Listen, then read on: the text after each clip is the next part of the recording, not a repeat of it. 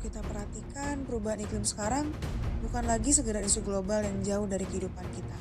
Karena dampaknya sudah terasa langsung mulai dari cuaca yang semakin ekstrim, banjir yang sering terjadi, hingga kualitas udara yang menurun.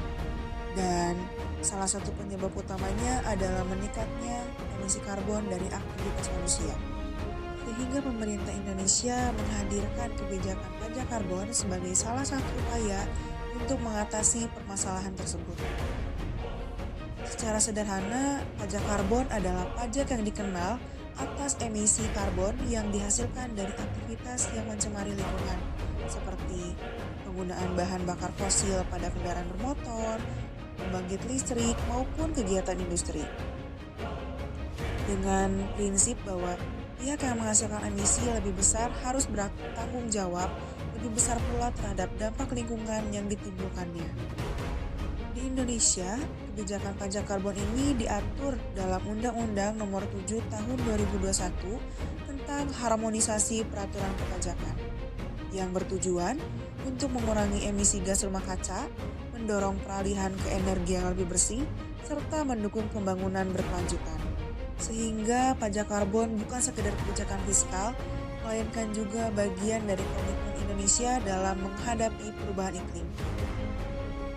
Pajak karbon menjadi penting karena Indonesia termasuk negara yang rentan terhadap dampak perubahan iklim. Dan jika emisi karbon terus meningkat, tanpa pengendalian dampaknya tidak hanya merusak lingkungan saja, tetapi juga berpengaruh pada kesehatan masyarakat dan stabilitas ekonomi.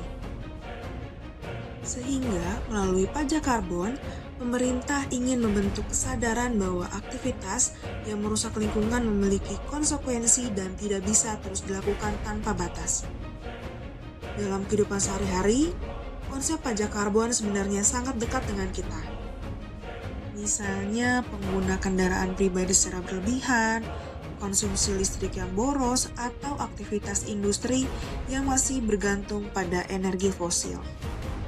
Karena dengan adanya pajak karbon, masyarakat dan pelaku usaha akan terdorong untuk lebih hemat energi, penggunaan transportasi umum, serta mulai beralih ke teknologi dan energi yang lebih ramah lingkungan.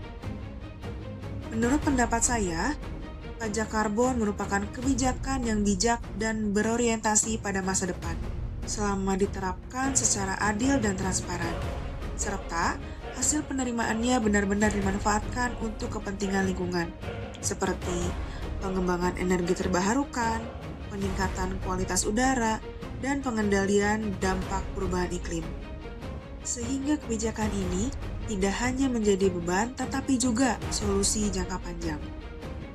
Sebagai penutup, pajak karbon bukan hanya tentang penarikan pajak, melainkan tentang tanggung jawab bersama dalam menjaga lingkungan.